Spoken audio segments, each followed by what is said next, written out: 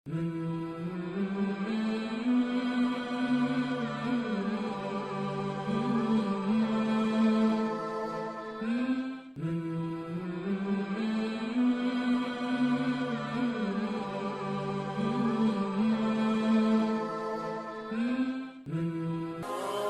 اللہ الرحمن الرحیم۔ السلام علیکم معزز قارئین کو اپنے چینل میں خوش آمدید کہتے ہیں۔ معزز قارئین، ہم نے حضرت خالد بن ولید رضی اللہ تعالیٰ عنہ کی زندگی کے حالات و واقعات اور ان کے فتوحات کا سلسلہ شروع کر رکھا ہے، اور آج کے اس 19ویں ایپیسوڈ میں ہم انطاکیہ کی فتح کا حال بیان کرنے جا رہے ہیں۔ معزز قارئین، جس عرصے میں ہرقل اعظم نے انتظامات کیے اور مسلمانوں سے آخری جنگ کی تیاریاں کی، مسلمان بھی خاموش نہیں بیٹھے رہے۔ وہ حلب و اعزاز کے انتظامات میں مشغول رہے۔ جب وہاں کا نظم و نسق کر لیا، تب حضرت ابو عبیدہ رضی اللہ تعالیٰ عنہ نے حضرت خالد رضی اللہ تعالیٰ عنہ سے فرمایا، اے ابا سلیمان، اب ہمارا قصد رومی دارالسلطنت پر حملے کرنے کا ہے۔ جاسوسوں سے معلوم ہوا ہے کہ رومیوں نے بڑی زبردست تیاریاں کر لی ہے۔ پوچھ کے متعلق تمہاری کیا رائے ہے؟ حضرت خالد رضی اللہ تعالیٰ عنہ نے فرمایا، میری رائے یہ ہے کہ آپ تھوڑا تھوڑا لشکر روزانہ روانہ کرتے رہے، اس سے رومیوں پر مسلمانوں کا رعب چھا جائے گا۔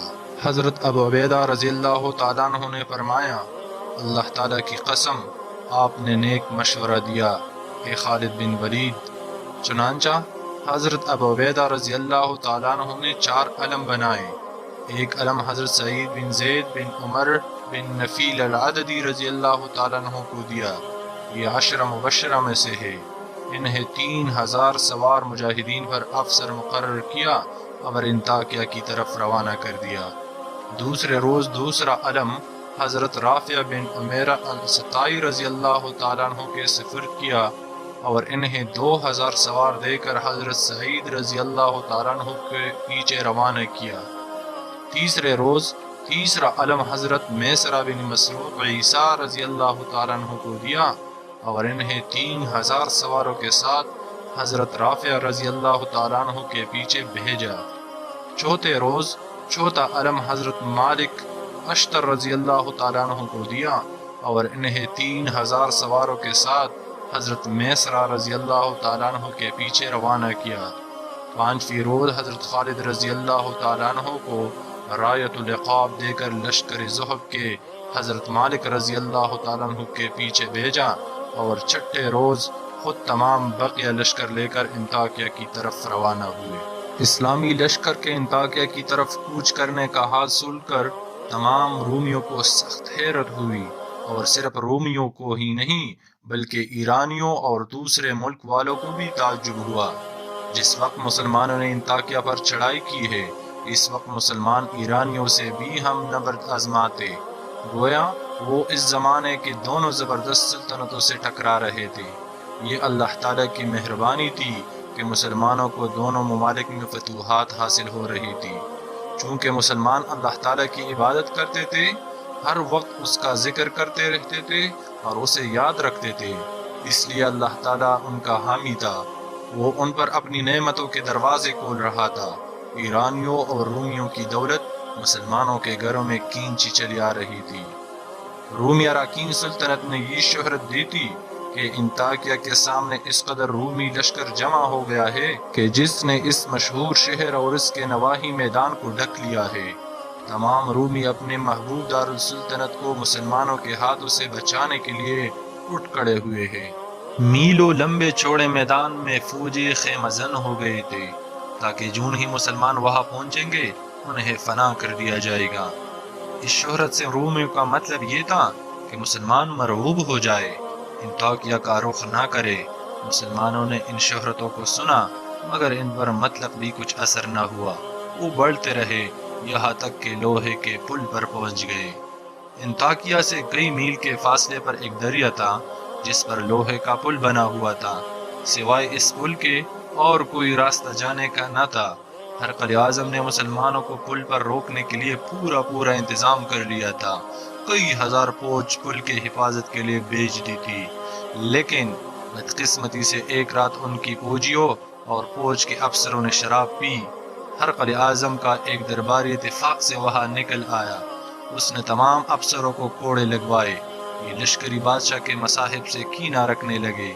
चुनांचा जूं ही इस्लामी लश्कर पुल पर पहुंचा, उस लश्कर ने मुसलमानों से अपने लिए अमान लेकर पुल मुसलमानों के हवाले कर दिया। इस तरह मुसलमानों ने बगैर खून का एक कतरा बहाए पुल पर कब्जा कर लिया और वहां से अंताकिया की तरफ बढ़े। हरकल आज़म को भी मालूम हो गया कि उसके लश्कर ने बेवफाई की और मुसलमानों ने लोहे के पुल पर कब्जा कर लिया। उसे यकीन हो गया कि मुल्क शाम से इसकी हुकूमत का खात्मा होने वाला है। इसने उसी वक्त से जहाज़ों का इंतज़ाम करना शुरू कर दिया और इन जहाज़ों को अपना तमाम बेशबहा सामान बार करके जहाज़ों को हर वक्त तैयार रहने का हुक्म दिया, ताकि जिस वक्त मुनासिब समझे जहाज़ में भेंट कर फरार हो जाए। मुसलमान जब अंताकिया के सामने पहुंचे तो उन्होंने बेशुमार रूमियों को देखा। सवार और प्यादे 10-11 लाख से कम न थे। मुसलमान कुल तकरीबन 27,000 थे। ये रूमियों का मुल्क था, उनके लश्करों की अब तक आमद जारी थी। मुसलमानों का मुल्क दूर था, उन्हें कमक पहुंचने की उम्मीद नहीं थी, लेकिन उन्हें अल्लाह ताला पर भरोसा था। वो बेशुमार रूमी लश्कर का मुकाबला करने पर तैयार हो गए। अंताकिया के सामने कई मारके हुए। हर मारके में मुसलमानों को कामयाबी हुई। रूमियों के कई सरकर्दा और बहादुर अफसर मारे गए। हरकल आज़म को यकीन हो गया कि मुसलमान अनकरीब यहाँ भी फतह हासिल कर लेंगे। चुनांचा एक रात को उसने ख्वाब देखा कि वो दरबार में तख्त पर बैठा है, अराकीनी सल्तनत मौजूद है। दफतन होलनाक तड़ाके की आवाज आई, आसमान फट गया।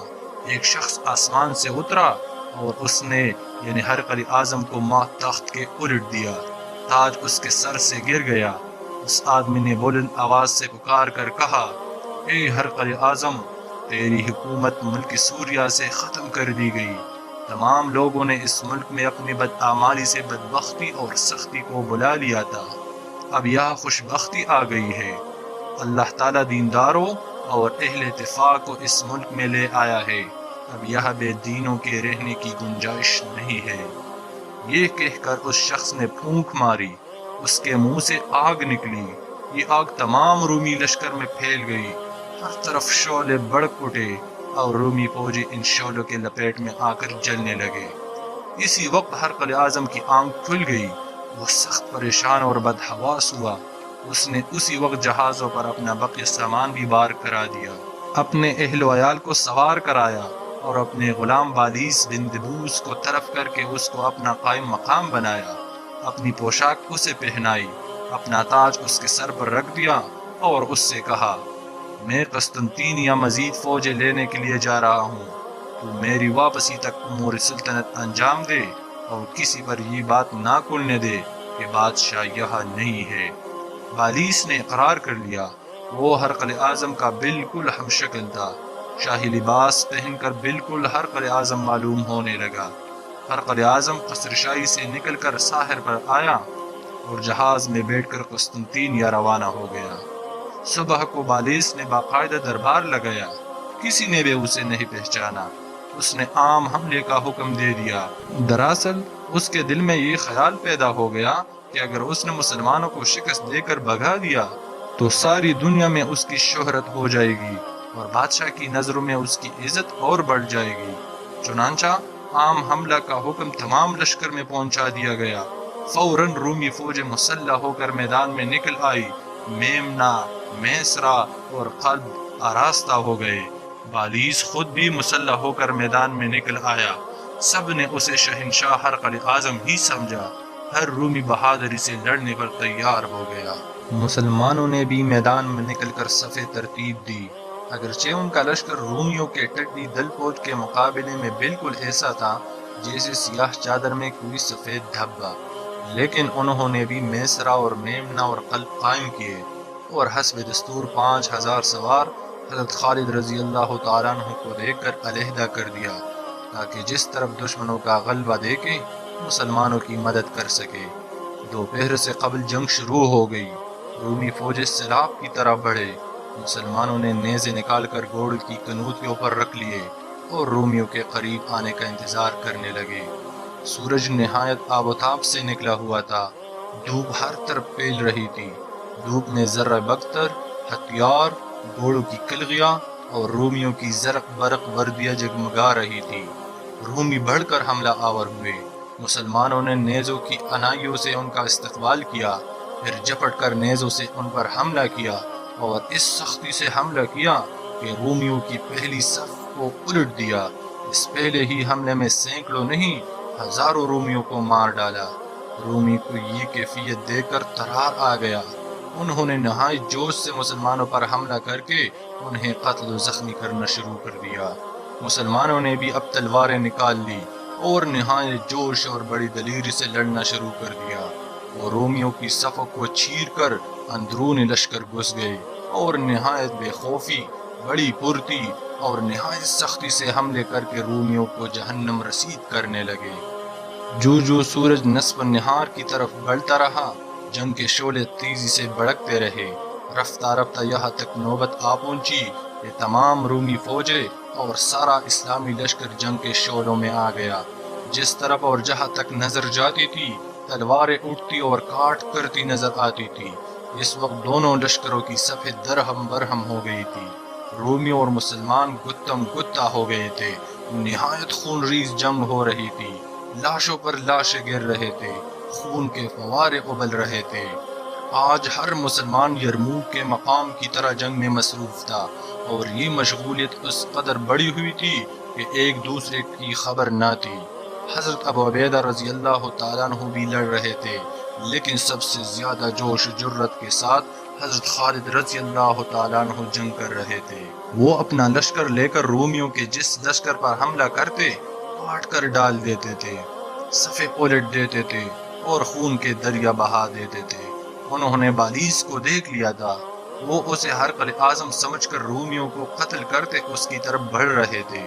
انہوں نے پرزور حملے کر کے تمام قلب کو الٹ دیا اور بالیس تک پہنچ گیا۔ رومیوں پر ہراس چھا گیا اور وہ بدحواس ہو کر بھاگے۔ انہیں ہزیمت ہوئی، بالیس گرفتار ہو گیا۔ مسلمان رومیوں کا تعاقب کرتے انطاکیہ کے اندر داخل ہو گئے۔ یہ مشہور شہر بھی فتح ہو گیا۔ مسلمانوں کو بڑی خوشی ہوئی۔ حضرت ابو عبیدہ رضی اللہ تعالیٰ عنہ نے گھوڑے کی زین پر ہی سجدہ شکر ادا کیا۔ بالیس نے مسلمانوں کو بتایا کہ وہ ہرقل اعظم کا غلام ہے، اور بادشاہ رات کو قسطنطینیہ بھاگ گیا۔ مسلمانوں کو انطاکیہ پر قبضہ ہونے سے بڑی خوشی ہوئی۔ وہاں سے بے شمار مال غنیمت ملا اور ہزاروں قیدی ہاتھ آئے۔